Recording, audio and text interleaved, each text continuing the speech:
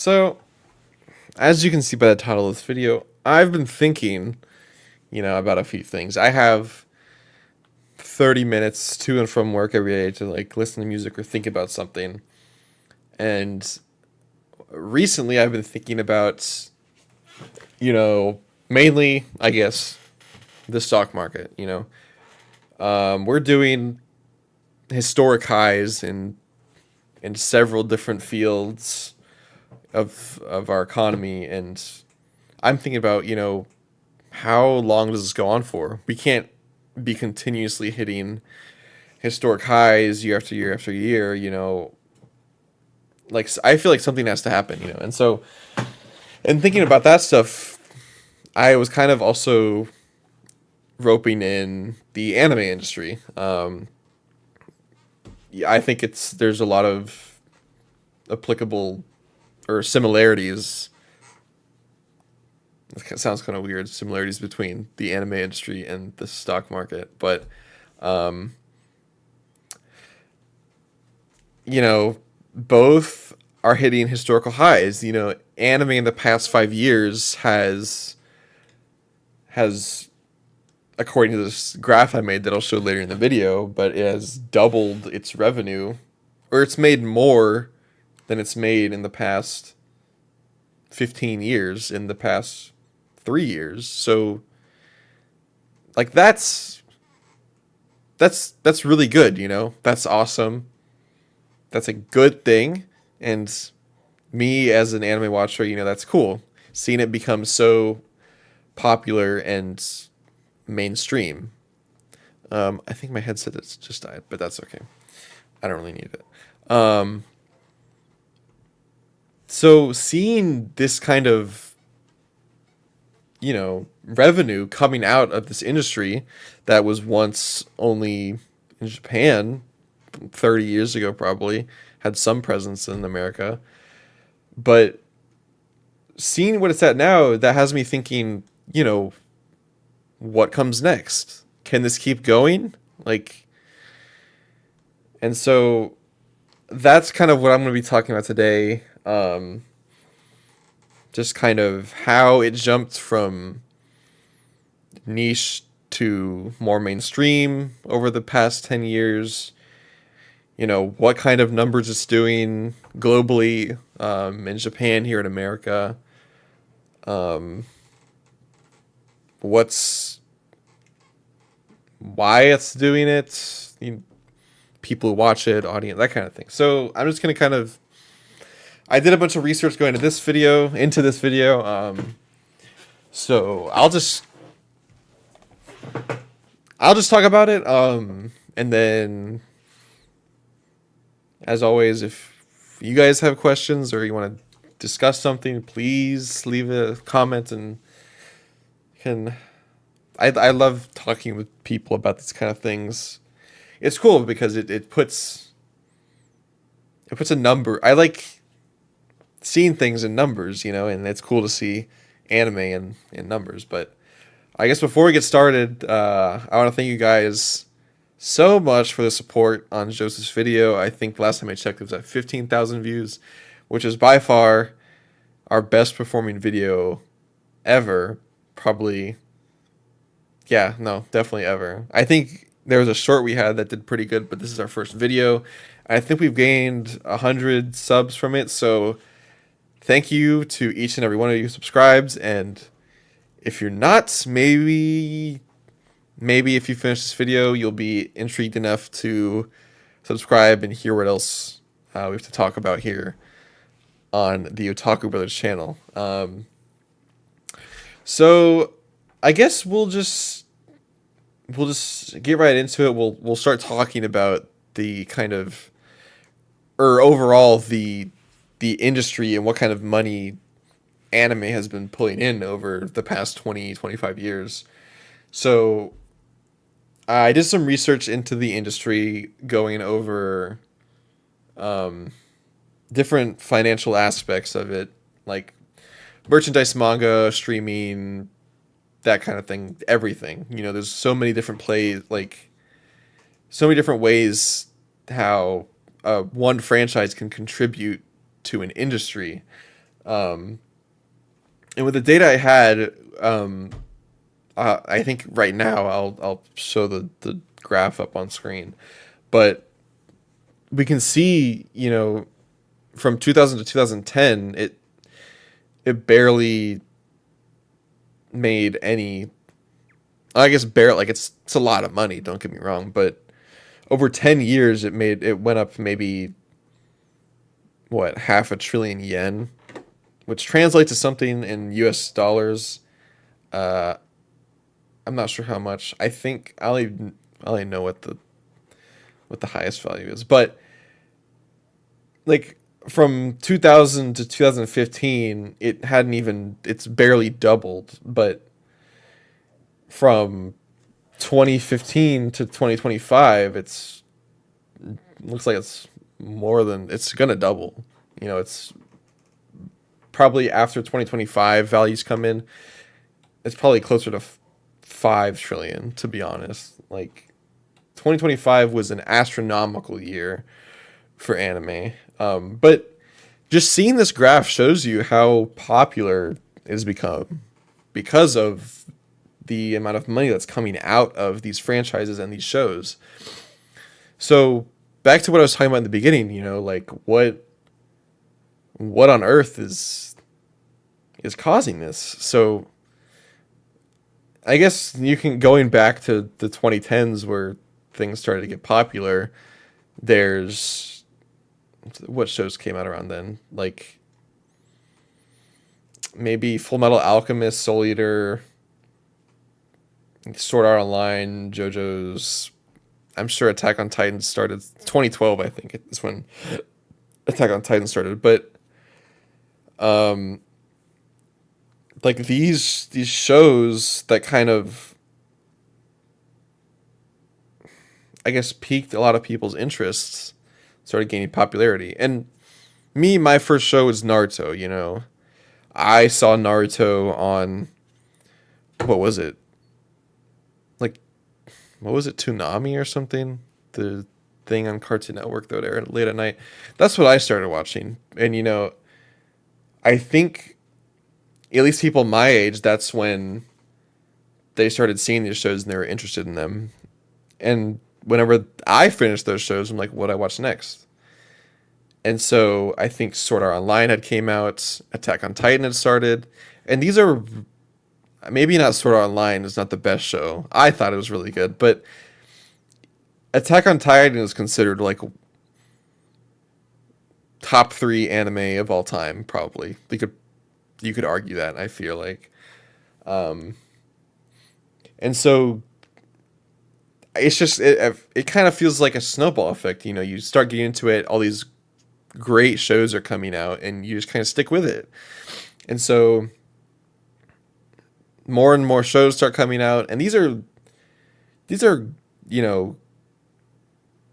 I don't want to say like generational shows, but every couple of years there's a show that comes out that's like a staple. It's like it gets recommended to people. Like if you're an anime watcher, like this show's coming out, you're updated on it.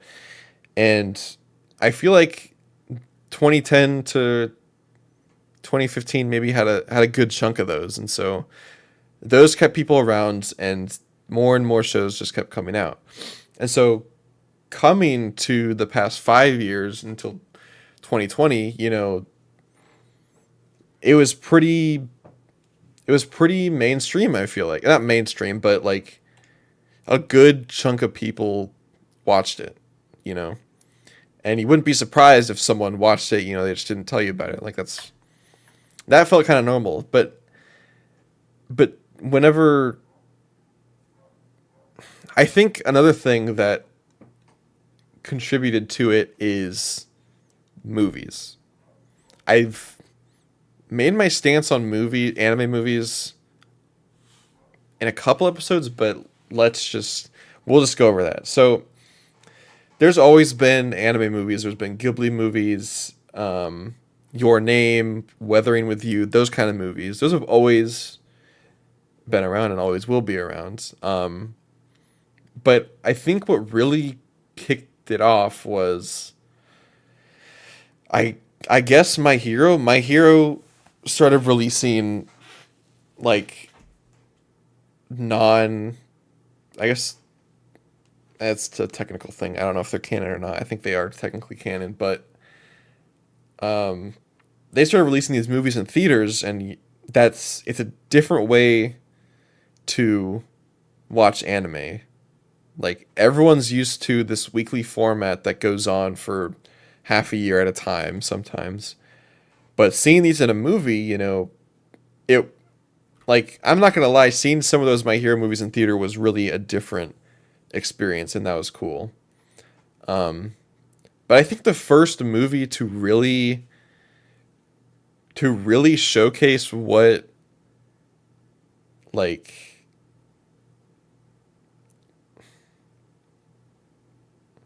how do I put this into words? The first movie to really show how well something can perform, especially anime, how well an anime can perform in a domestic box office was Demon Slayer, the Mugen Train movie. The the Mugen Train movie did, I don't know why I said domestically. I don't know how well it did domestically, but globally after it stopped showing in theaters, it did 500 million, which is crazy on a budget of like 15 million. So I think that's when, is my mic too loud? I think that's when people started seeing how, or like there's money in this, and people started taking it a little bit more seriously. I don't know, but like it's not like it's a people watch it. That's what I'm trying to get at. And so I think that movie kind of sparked and like a whole new viewership of anime. I feel like you know it kind of just like a word of mouth. Like, oh, I went to see this movie this weekend. Blah blah blah. It was an anime. Like, oh, that's cool. Blah blah. They look it up. Blah blah blah. Like, I just think it was kind of a snowball effect where these movies started doing better and better, and then now, in September we had the last Demon Slayer movie do like 800 million globally, and that's that's historic. No one's ever seen that, and that's that's kind of what has me thinking and is a little concerned. It's like if you to me it feels like Demon Slayer started this whole thing, or the whole mainstream anime trend. And I'm sure people will keep watching, but to the people who don't watch that many shows or animes, and I'm sure there's a lot of those, like what happens to the industry whenever this show's gone? This show, I feel like Demon Slayer and JJK are the two biggest hitters in the industry right now. And there's so many other shows, that have their own fan bases, but I don't think there's been shows like this that are as hyped up as these two shows. I feel like, um, excuse me, and I feel like another key part as to why it's been doing so well. Like as of when I say as of recently, I mean like the past 10, 15 years, is the introduction of streaming platforms. Netflix has been around for a while, but it feels like they only had the same five shows on Netflix for years. And I think that's why I watched SAO or something. But and like Crunchyroll got big. Crunchyroll has deals with Amazon Prime now. They just got a deal with Delta, where you can watch anime on certain planes. Certain planes have the in-screen entertainment thing, or the in-flight entertainment, excuse me, and that has, I think, most of Crunchyroll's uh, anime based on there. So that's another thing. Like the accessibility of watching anime has been a lot more easier in recent times. It's also just, not.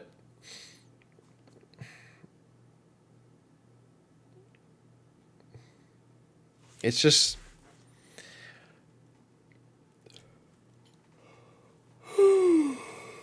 Oh, it's just crazy. And as accessible as it is, as popular as it is, as many shows as people watch, like, I just don't know. Like, going forward to the future of anime, there has to be a a show that can collectively have the entire anime community hooked as much as JJK does and as Demon Slayer does. Like, I don't know how, like, I don't know. That's kind of the big question right now. Like, what comes next in terms of anime? It's pretty mainstream. It's very mainstream. I think everyone knows about it and knows how well it's doing, I feel, but I it's hard to say whether a lot of maybe it's more like the viewership or like the type of viewership is changing. Like maybe at least what I think is that new people or new watchers, which are always more than welcome, have they got intrigued by Demon Slayer and or JJK. Or I feel like they saw Demon Slayer, they watched it, and then they saw JJK, which is the next most popular one. There's like Solo Leveling, Attack on Titan, all the big ones. But I just can't see what happens whenever there isn't any more shows like Demon Slayer or these giant ones to make this kind of money. Like going over manga sales. I think in 2020, whenever the Mugen Train movie came out, Demon Slayer had sold 80 million in Japan, 80 million volumes in Japan, which was 70 million more than the second place, which was like One Piece, I think. And I don't know what's going to happen whenever the show is finished, whenever JJK is finished. Um, Whenever I guess Solo Leveling's finished, like there's a handful of shows that are just so popular, and every person who watches anime watches these. And another drawdown from these super popular, super well made shows is I feel like it's taking away the enjoyment of lesser known shows that don't have the kind of money that these studios have to produce these shows. Like, I guess One Punch Man is a good example for this season because it's it's nowhere like in terms of quality. It's not on par with even the first season of its own show, and not even close to being on par with these bigger shows. And One Punch Man is a bigger franchise, so and I've talked to people about it, and then they've said that they've just stopped, like they can't get interested enough because of the quality of the show, and they just don't watch it anymore, which is crazy because of how big of a title One Punch Man is. And I'm sure people will still read it and whatnot, but I feel like if you had if you put season 3 of One Punch Man and released it 10 years ago, 15 years ago, like I don't think anyone would have said anything because there weren't like there's still shows that look good.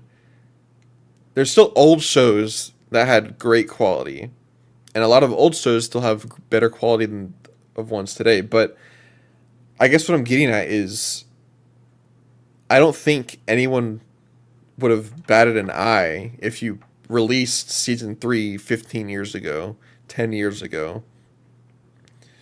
Um, like I think they still would have watched it, but and they wouldn't have complained as much. Like, oh, this just looks different. That's what I think personally. Um, I I I just think these shows with insane production costs and money backing them might kind of put down other shows that have a really strong story whatnot, but they literally don't have the money to animate it that well. And I feel like that might push off viewers from watching it. Like I guess Blue Lock's another example where season like 2023, the year after Blue Lock had its season 1, it was the number one selling manga in Japan for that year, which is, it that says something. It's a good series. But whenever season 2 came out, the first half of the show was not fun to watch, to be honest. If you especially if you know the what the like what especially if you know what the manga looks like and the feel you get even just from reading it. Like watching that was not fun and it was boring to watch, to be fair. But honestly, I think Blue Lock was a special case because that wasn't even animation. That was just slides. And then it made up for itself in the last couple episodes, which I'm fine with. But if a whole show is animated like that because they don't have the money to, you know, compete with bigger shows, that's and and if viewership is directly affected because of that, that's a problem. And I would argue that's caused by these newer shows that are dominating even domestic box offices, which is a problem that's never been seen in this industry before. And I'm interested to see where it goes, to be honest. Um, yeah, yeah. I just, we'll see. Um, I would very much like. Did I say I was gonna? Oh, I might have to edit this. Anyways, um, what else? Did I talk about animation studios? Um, I feel like another thing that contributes to the success of shows is the use of key animators. So, if you're not familiar with how animation or making a show works, if you're not familiar with how creating a show works, it's very loosely it's there's a production studio and an animation studio that teams up with a bunch of other things, franchising, toys, TV, those kind of things, and they make a committee.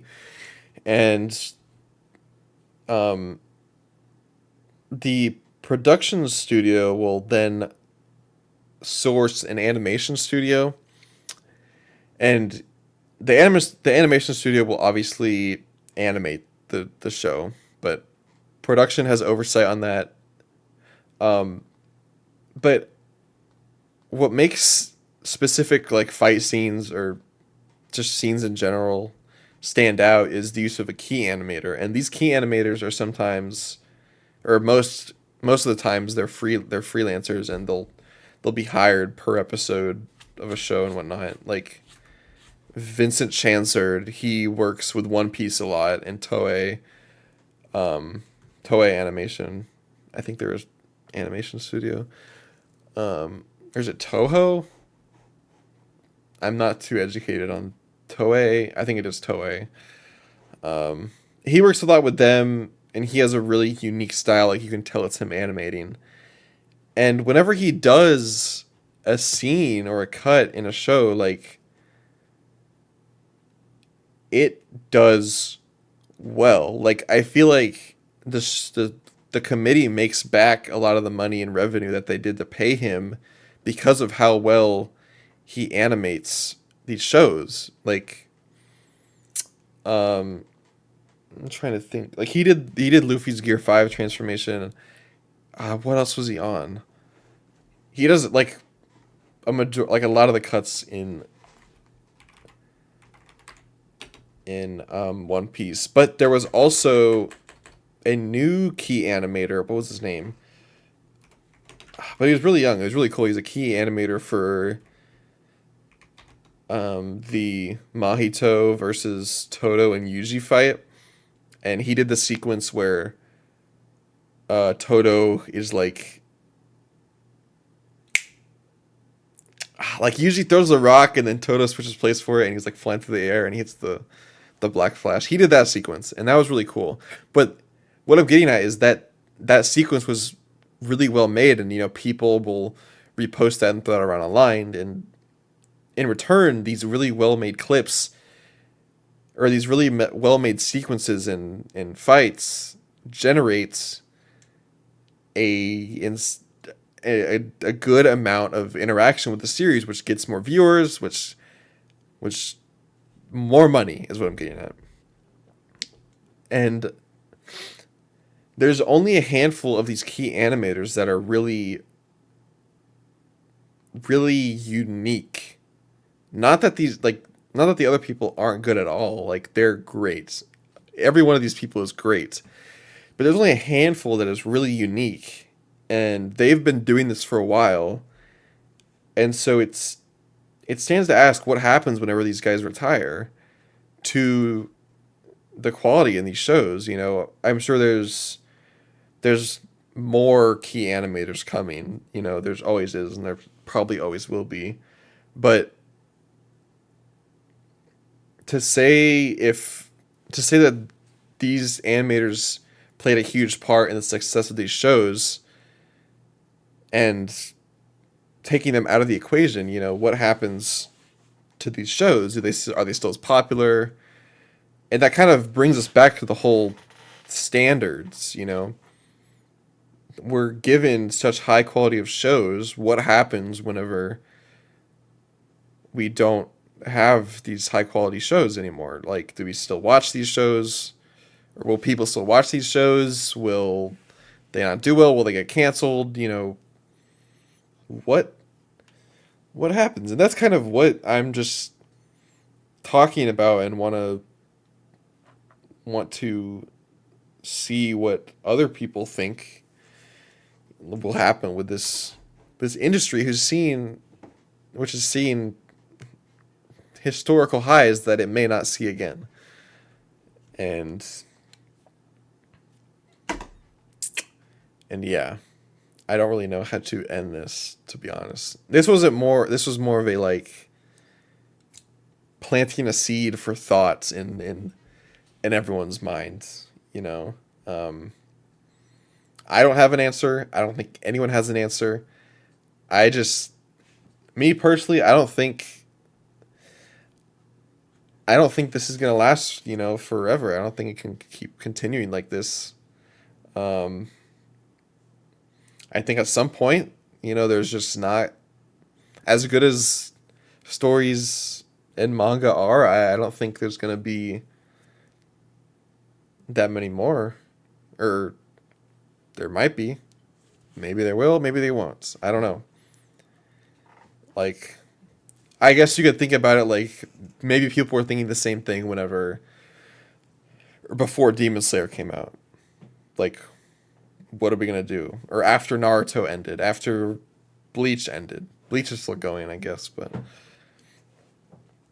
maybe it's just the same thing, different generation, and we're just in the new generation of it. But going by the numbers, this industry has, actually quadrupled in value since 2020 or 2000, excuse me. And it stands to say that it could keep going.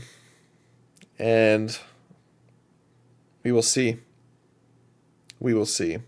Again, let me know what you guys think about this situation. I hope I explained what I was thinking clear enough. Sometimes I don't know how to express my thoughts into words. I'm going to rewatch this and see how I did and decide if I uploaded it or not. But yeah, please leave a comment. I would love to discuss with other people about this and see what they think. Especially you guys who interact with our content. It's always nice to interact with viewers and whatnots. But yeah, we'll see. We're all in the same boat, we're all anime watchers. We will see what happens. Either way, I'm excited for it because this has never happened before. And we're living in history, I guess. So let me know what you guys think. Yeah. I guess stay tuned for next week. Joseph will be back and we'll be having our podcast as normal. Please, if you want to, like and subscribe. And again, thank you so much for the support we've been seeing on this channel lately. And as always, I'm Ben, and I will talk to you guys later. Peace. Bye-bye.